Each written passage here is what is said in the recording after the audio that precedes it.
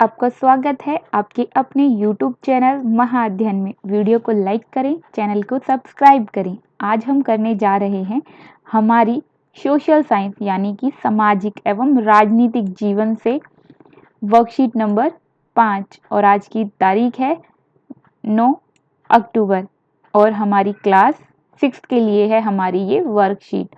आज हम अध्याय 2 शुरू करने जा रहे हैं, या फिर हम ये कहें कि आज हम अध्याय 2 के किसी और विषय पर आज हम बात कर रहे हैं या विविधता और भेदभाव के बारे में कुछ और नई बातों को जानने का प्रयास कर रहे हैं।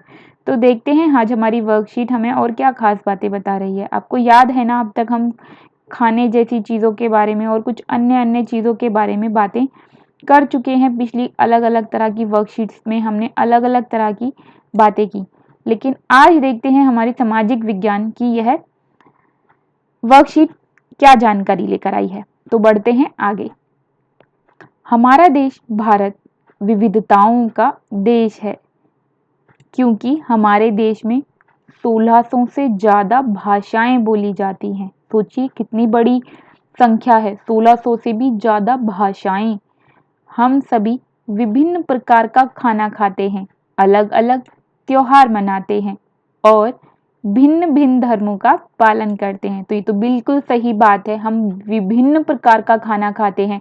कुछ इडली खाना पसंद करते हैं, कुछ को डोसा पसंद है, कुछ को सांभर पसंद है, तो कुछ को पराठे पसंद है, कुछ नान की बात करेंगे, तो कुछ सरसों के साथ साग मक्के की रोटी की बात करेंगे, कुछ ढोकला की बात करेंगे, तो कुछ पापड़ी की बात करेंगे। और इसी तरह त्योहारों की भी तो कहानी है। कहीं ईद है, कहीं दिवाली है, कहीं होली है, कहीं भाई दूज है, कहीं राखी है, कहीं ओणम है, तो कहीं पोंगल है, तो कहीं दूसरे बहुत सारे त्योहार हैं, गुरु पर्व, क्रिसमस इत्यादि।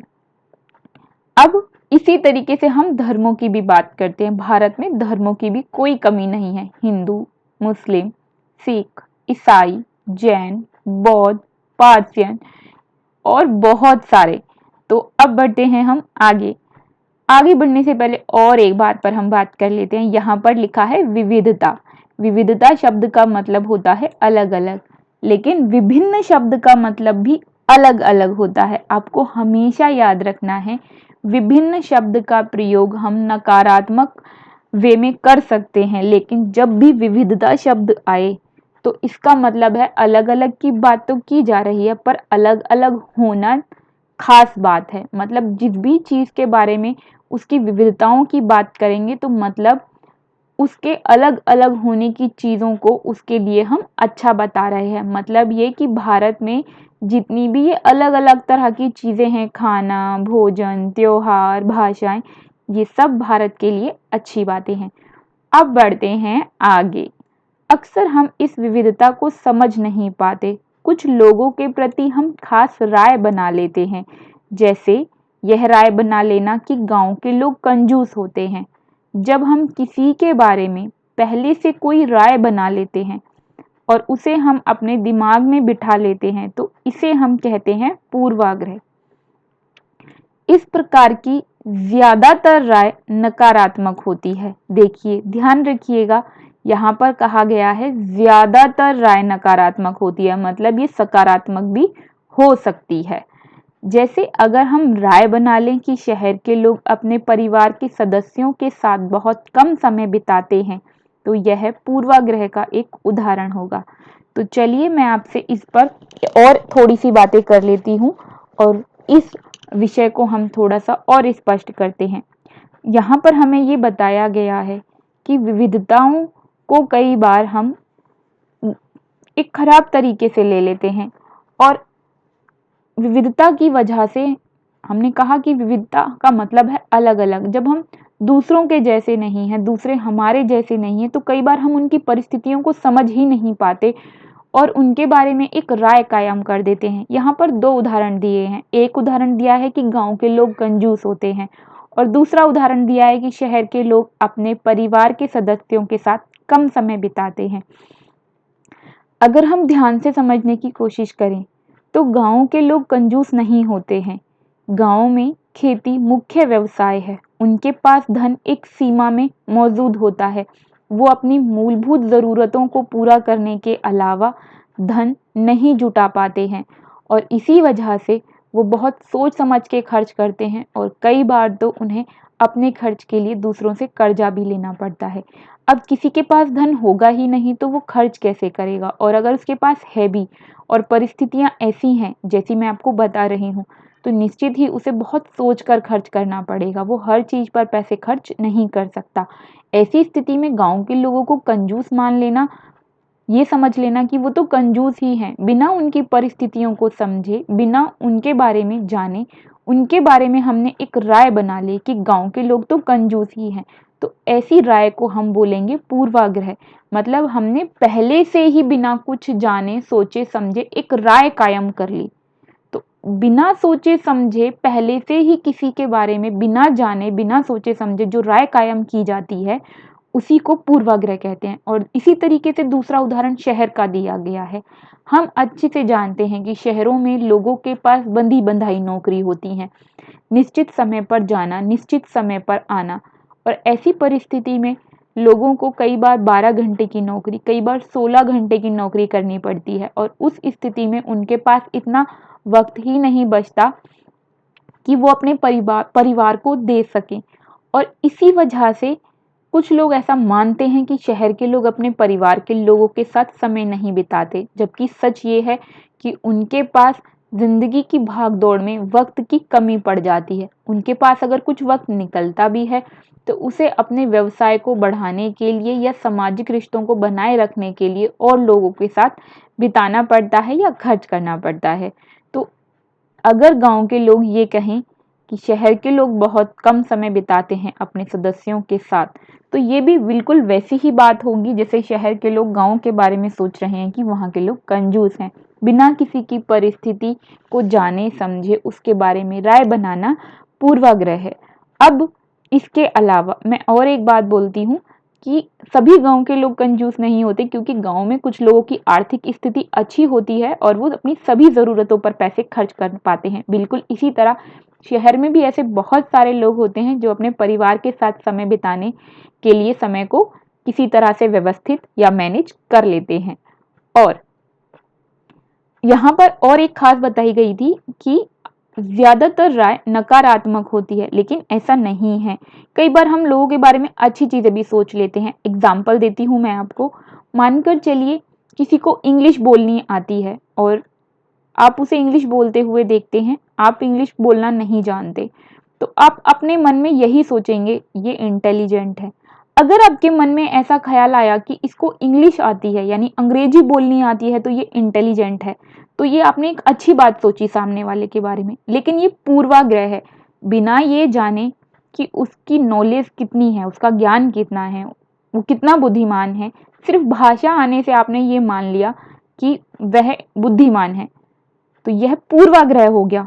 अगर इंग्लिश आने से या अंग्रेजी आने से सभी लोग बुद्धिमान होते तो ऐसे देश जहाँ पर पूरे पूरे तरीके से अंग्रेजी ही बोली जाती है, मान के चलिए अंग्रेजी मूल भाषा है ब्रिटिश की, या ये मान के चलिए ब्रिटेन की, ब्रिटिशियस या ब्रिटेन की, तो अगर हम बात करें इंग्लैंड में, ब्रिटेन में सब लोग अंग्रेजी बोलते हैं, तो क्या सब लोग इंटेलिजेंट है? अगर ऐसा होता तो वहाँ के सभी लोग साइंटिस्ट होते, पर ऐसा नहीं है। वहाँ पर भी आपको सभी तरह के लोग मिल जाएंगे, गरीब भी, गरीब होने के साथ साथ आपको वहाँ पर सब तरह की कैटेगरी मिलेगी। जो दुकानों पर काम करते हैं, जो गरीब हैं, जो चोरी भी करते हैं, ऐसे लोग भी मिलेंगे, भीख मांगने वाले लोग भी मिलेंगे। तो अब सोचिए, सभी तरह की कैटेगरी आपको वहाँ पर भी मिलेगी। तो अंग्रेजी आने का मतलब इंटेलिजेंट होना नहीं है। और ऐसे बहुत सारे लोग भारत में भी हैं जिनको अंग्रेजी आती है लेकिन उनके पास रोजगार नहीं है।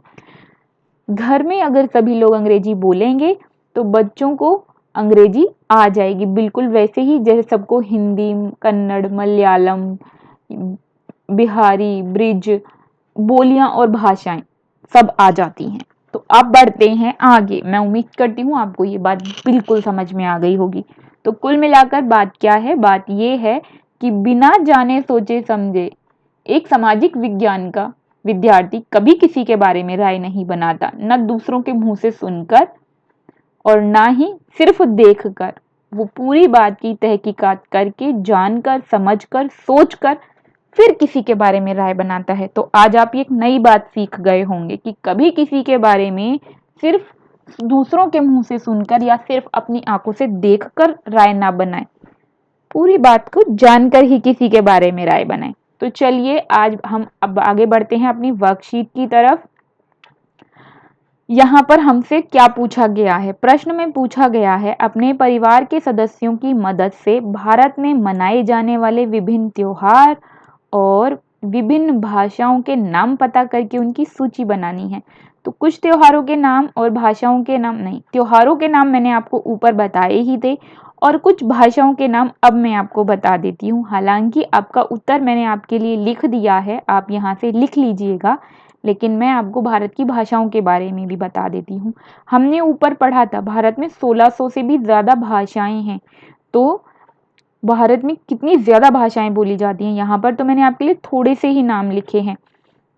अगर आप उत्तर भारत से दक्षिण भारत की तरफ और पूर्वी भारत से पश्चिम भारत की तरफ या पश्चिम से पूरब की तरफ जाएंगे तो बहुत सारी भाषाएं भारत में बोली जाती हैं।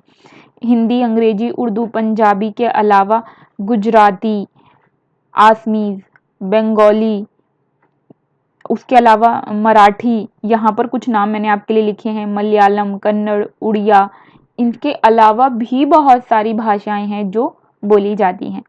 तो आगे बढ़े। दूसरा प्रश्न है हमारे लिए, आपको पढ़कर बताना है कि ये पूर्वाग्रह का उदाहरण है या नहीं। मतलब आप किसी के बारे में लोग ये पहले से धारणा बनाकर रखते हैं या नहीं, हमें ये बताना है। शहर के लोग आलसी होते हैं, अक्सर गांव के लोग ऐसा सोच सकते हैं, या दूसरे लोग, शहर के अलावा गांव की ही बात की जाएगी, वो ऐसा सोच सकते हैं क्योंकि गांव के लोग बहुत मेहनती होते हैं और शहर के लोग उनकी बराबर शरीर से लिया जाने वाला काम या शरीर की मेहनत नहीं कर पाते हैं, वो दिमागी मेहनत ज़्यादा करते हैं उनके मुकाबले में। अक्सर, हमेशा नहीं, अक्सर ऐसा होता है। तो शहर के लोग आलसी होते हैं। अगर इस तरह की बातें अगर कोई सोचता है तो निश्चित ही उनके बारे में जाने बिना ही इस तरह की धारणा बना रहा है। तो ये पूर्वाग्रह का उदाहरण है, यानी कि उनके बारे में पहले से ये राय बना ली गई है। गांव के लोग अपने स्वास्थ्य को लेकर सतर्क नहीं होते, तो शहर के लोग ऐसा सोच सकते हैं, यानी कि उन्होंने उनके बारे में पहले से ही ये धारणा बना ली है कि हाँ, गांव के लोग स्वास्थ्य को लेकर सतर्क नहीं होते, जबकि सच तो ये है कि उनके पास इतना धन नहीं होता कि वो हर छोटी मोटी बीमारी पर खर्च करें या उस पर सोच सकें। तो इसका भी उत्तर है हाँ। लड़का और लड़की एक समान होते हैं। क्या हमारे समाज में सब लड़का लड़की को एक समान मानते हैं? तो नहीं मानते हैं। तो ये लोगों की धारणा है ही नहीं, तो इसलिए पूर्वाग्रह का उदाहरण भी नहीं है। विदेशी लोगों पर भरोसा नहीं किया जा सकता। लोग अक्सर विदेशियों को देखकर यही सोचते हैं कि वो हमारे यहाँ के निवासी नहीं हैं, हमारी तरह के नहीं हैं, तो हमें उन पर भरोसा नहीं करना चाहिए, जबकि वो भरोसे के लायक हो सकते हैं। तो ये पूर्वाग्रह का उदाहरण है। और इसी तरह से अंग्रेजी बोलने वाले सभी लोग बुद्धिमान होते हैं। अक्सर लोग ऐसा सोचते हैं, इसलिए ये पूर्वाग्रह का उदाहरण है, जबकि ऐसा होता नहीं है। तो इस तरह से हमारी आज की वर्कशीट पूरी हुई। मैं उम्मीद करती हूँ आपके लिए वर्कशीट यूजफुल प्रूफ हुई होगी। तो मेरे प्यारे बच्चों, फटाफट से आपकी वीडियो के नीचे लाइक का बटन आ रहा है, वीडियो को लाइक कर दें। और ज्ञान बांटने से बढ़ता है, वीडियो को शेयर करें अपने फ्रेंड्स के साथ। वीडियो के ठीक नीचे कमेंट का शेयर का निशान है, शेयर को क्लिक करके आप अपनी इस वीडियो को अपने दूसरे सेक्शंस के फ्रेंड्स के साथ शेयर कर सकते हैं। और अगर आपने अभी तक अपने इस महाअध्ययन को चैनल को सब्सक्राइब नहीं किया है तो फटाफट से कर दें। फिर मिलेंगे एक नई वीडियो के साथ, नई वर्कशीट के साथ। तब तक के लिए थैंक यू।